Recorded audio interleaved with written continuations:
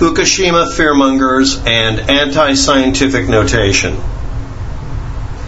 Anti-science is usually based on trying to sound like or look like you're doing real science while going out of your way to be anti-scientific. Scientific theories, hypotheses, experiments, double-blind studies, and peer review are based on simple concepts. So I'm going to repeat them because this makes anti-science people fucking angry. If you make a prediction and you can easily test it later and it was wrong, your prediction was wrong. Wrong. So, what is this here? This is a computer simulation and 10-year projection of ocean cesium levels in the Pacific Ocean from Fukushima. And this happens to be a copy of this thing on the Organic Slanted News website, YouTube channel. And this is at the 57-second mark. Now, warning. Organic Slant doesn't own this. It's not owned by them. It's not. This is something that was published, and I'm using 2 frames of it, and I'm writing all over it. You can't flag the video unless you want to look like an asshole. All right? All right. The prediction for California landfall, which is in the lower right-hand corner, right as this simulation predicted landfall in California, which happens to be the first location in the continental United States, not Alaska. This is the first point at which it probably touches somewhere in California, right down there, okay? And also about to touch out here, a couple of, dozen or maybe 100 miles off coastline, right? Okay. The prediction was it would do that 2013, October 17th, at the 951-day mark in this simulation. And this is for surface concentration after release from Fukushima by relative to initial Japan values. It's a computer simulation. Now, what that means is it's based on the idea that if it's yellow, it's at the release level in the ocean. Now, as you might imagine, if you take take 4 Olympic-size pools worth of material and throw it in the ocean, it's going to filter out and get lower in concentration. It's not increasing, it's lowering. But, anti-nuclear power bot people and shills, as I like to call them now, mostly because it pisses them off, will state for absolutely bombastically stupid reasons that it increases somehow the number of radioactive material items, that it's literally increasing in intensity. Reality doesn't work that way. So anyway, here we go. In this simulation they keep citing, look at all the red.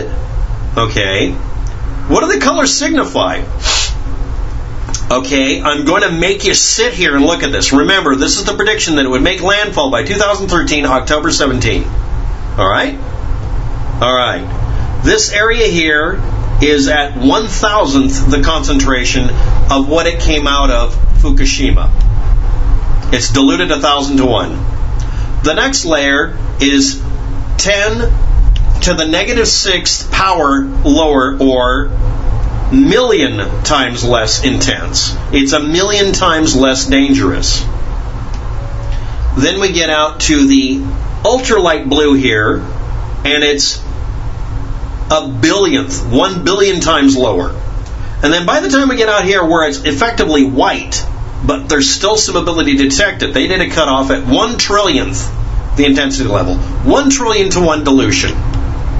Now, if you're a homeopath, that means it kills everybody. That's why the the West Coast is completely fried with this stuff, because reasons. Now, you notice the death cult didn't bring up anything about Canada, unless they live in Canada. You remember, you have to keep your propaganda focused, very, very, very, very focused on where you are at. But you notice it's 1 trillion to 1 dilution, or 2 or 10 to the negative 12 dilutions. All right. Now, everybody, look up the homeopathy rules. All right. Okay.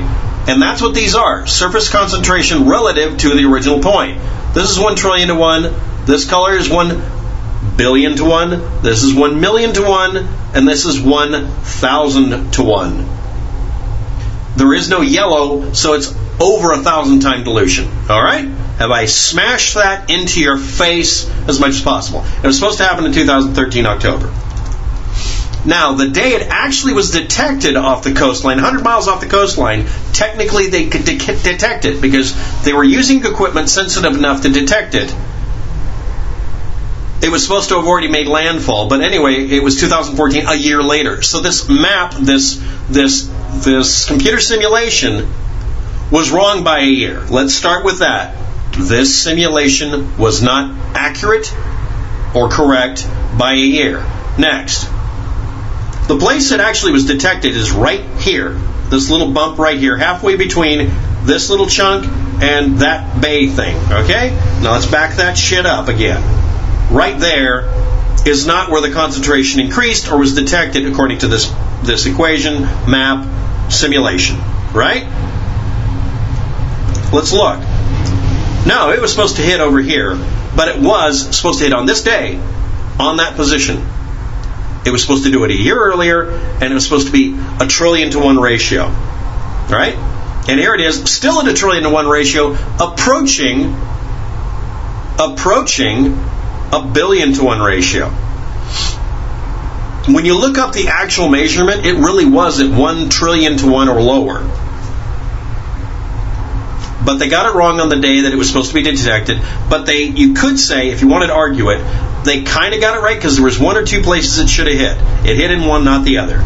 So the prediction here was accurate in location, inaccurate on timing, and inaccurate or accurate on ratios. Again, okay, but when they went out here to look for it being at 1 million to 1 or 1,000 to 1, they didn't find it.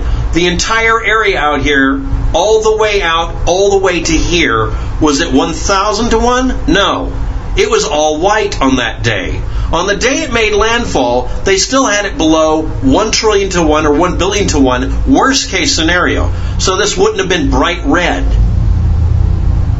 Okay? No, I mean it, really. What was the ratio? The detected ratio outside of Fukushima is 1 billion to 1 or lower everywhere because it diluted it into the ocean. A largest portion of it went to the bottom of the ocean. Saying it increased in the amount of radioactive material over that time would be based on it continually coming from Fukushima, or a bizarre interpretation of reality where radiation self-propagates and the planet will eventually be made out of nothing but uranium. In order for that to actually work in the real world, the first freaking thing I would do if I was running a nuclear plant would be to mix seawater into the nuclear plant so I'd never run out of uranium to run it on and wouldn't have to mine it anymore.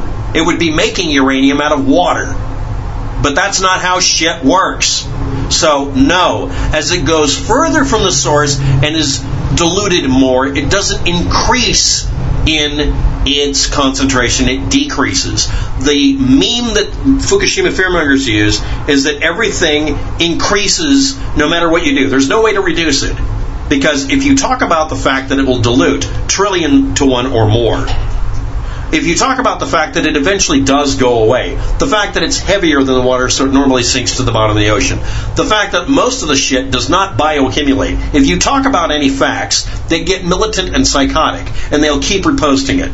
Now, the reason I pointed out that this animation is false is because it was wrong. The concentration levels did not get to 1,000 to 1 ratio, or even 1 billion to 1 ratio for the majority of the areas.